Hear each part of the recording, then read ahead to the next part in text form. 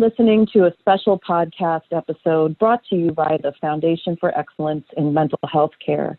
My name is Leah Harris, and today I'll be speaking with Derek Blumke, editor of the Veterans and Military Families Initiative at Madan America, a grant-funded program.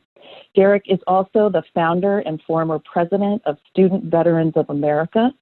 He founded a national mental health program through the Department of Veterans Affairs, and he's coordinating national efforts to investigate the role of antidepressants in the veteran suicide epidemic. Derek, welcome to the podcast. So great to have you. Thanks, Leah. Thanks for having me.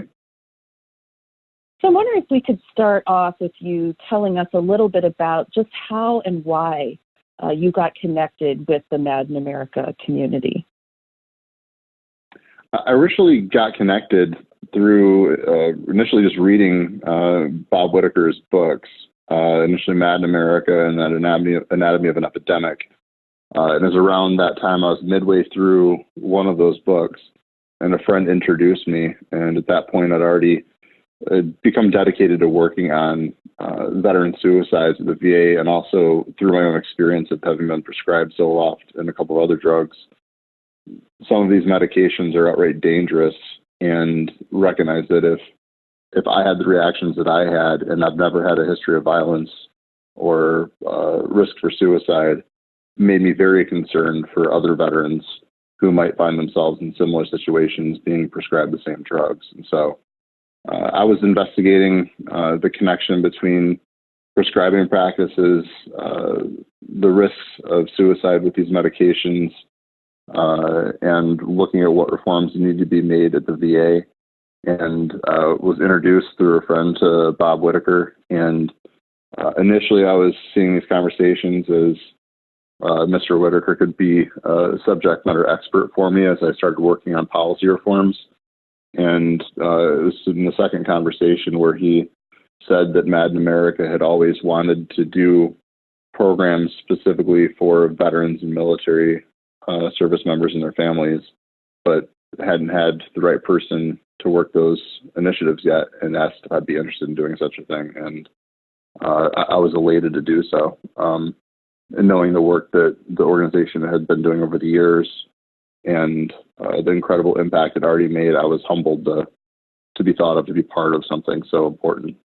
Thank you so much. And I'm wondering if you could share a little bit more about the reporting that you've done at Madan America, specifically on the role of care at the VA and how antidepressants are contributing to the epidemic of veteran suicide. Well, there's a lot of interesting data coming out of the organization. Unfortunately, it hasn't been published in their main reports. The most important data points coming out of the annual suicide reports the VA has been publishing have really been buried in their appendix pages and spreadsheets. And so it's really taken going through and putting statistics together based upon the VA's own data. For example, 32% higher suicide rate. That is how much higher the suicide rate for veterans who use the VA for their care is than for veterans who do not use the VA for their care. Another statistic is that they've increased in suicide rates for 18 to 34-year-old veterans over a 12-year period between 2005 and 2017 by 5 times, 5x actual increase in suicides, and which equates to 144% increase during that period of time.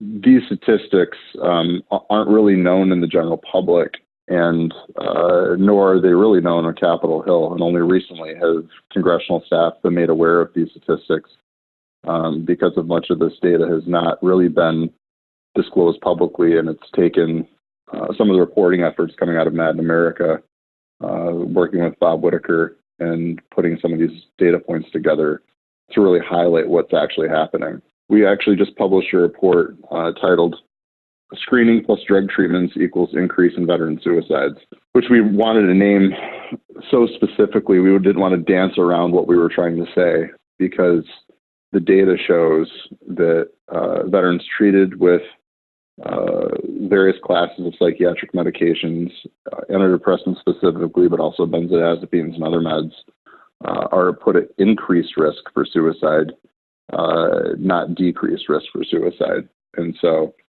For example, veterans at the VA who have been diagnosed with a mental health condition and are treated have a suicide rate double that of veterans who are diagnosed and go untreated, which is confounding. Just in every possible manner, it's confounding. And so there are probably a lot of variables that the VA would like to explain as being the result of those much higher suicide rates for veterans treated than for veterans who go untreated while being diagnosed.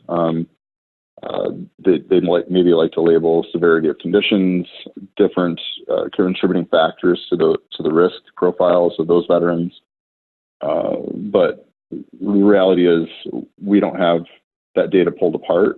And right now we just have the data that shows that veterans treated have a 2x increased risk for suicide than veterans untreated. And that is concerning.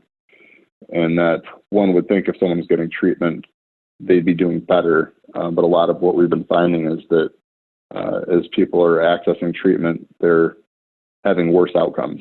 And this isn't pointing at counseling. This is really primarily pointing at psychiatric medications and prescribing practices at the department. So launching this counter-narrative, what has the response been so far? It's been really confounding because a lot of these statistics that we've cited with a 2x higher rate for suicide for veterans who are treated and diagnosed than for veterans who are untreated and diagnosed, or the 32% higher suicide rates for veterans who use the VA for their health care, or the 5x increase in actual suicides for 18 to 34-year-old veterans of the VA. These numbers are troubling and shocking. And I suspected when Bob Whitaker and I co-published our report looking at the suicides at the VA, I suspected that this was going to be national news overnight. I assumed wrongly that the media was going to pick this up and that congressional staffs were going to grab this and really start digging, because this is confounding. This is the exact opposite of what the public and Congress is being told by the VA. And so when it didn't take off, I really struggled to understand why. And as I met with congressional staffs and as I've spoken with other folks in the veterans community, while I've seen shock on their faces, I recognize that the department has been so ridden with scandals over the years, and the public has been so and continually disappointed by what has come out of the VA. And while they do a lot of great things, that this didn't shock them. They expected it almost. And that was probably the most troubling thing throughout this, is that people still aren't really grabbing a hold of this and giving this the attention that it deserves. Every day that goes by, another veteran is treated at the VA under the current policies and protocols, which focus heavily on screening, heavily identifying vets who might be showing symptoms of depression, post-traumatic stress, anxiety, shuffling them over to the psychiatry department to get them a diagnosis, getting them prescribed, because that under our current model is prescribed to get the acute crisis under control. That way the patient can then accept treatment, and putting them at increased risk daily for suicide by exposing them to some of these medications, which we've known have been dangerous for decades. I mean, in 2004, the result of your work and the work of others required the FDA to put black box warnings on most of these medications, showing that they increase thoughts and behaviors for suicide, like increased risk for suicide. And as we're looking at the crisis and epidemic of suicides in the veterans and military communities, this is not rocket science to solve this. This is look at the prescribing rates of these medications, look at sprinkle in some negligent prescribing practices, and overnight we've prescribed an epidemic. A lot of this is very troubling because this is not being investigated and actions are not being taken in the manner that is necessary to avert a crisis. And really, that's unfortunately what we were experiencing. Mm-hmm. I mean, there are layers to this, which are, in order to accept what's going on with these suicides and violence, and a lot of what we're seeing coming out of the VA and also in veterans outside of the VA, and looking at our national suicide epidemic reaching levels to which we haven't really seen since the Great Depression. In order to accept what is going on here, you have to really accept that many of our institutions have been corrupted, that in order for these medications to have gone through approval at the FDA and made it into the consumer market, trials have been manipulated, data has been misrepresented, trials have been buried, congressional oversight has missed this the entire time, either accidentally or probably in many cases through influence by the drug industry. And so in order for people to accept that these medications are playing such a role in causing suicides, you have to accept a lot of other very large, challenging pills to swallow as well. And in order to believe this narrative, which is based upon data and personal experiences, to include my own, you have to lose a lot of trust in a lot of our institutions that we believe are watching out for us as citizens in this country, and for that matter, around the world. Like we trust these institutions, and not just the government, but higher ed institutions, research psychiatrists who have put their names on these studies, many of which were ghostwritten, were paid as consultants by marketing and PR firms. There has been a public betrayal at levels that I struggle to compare.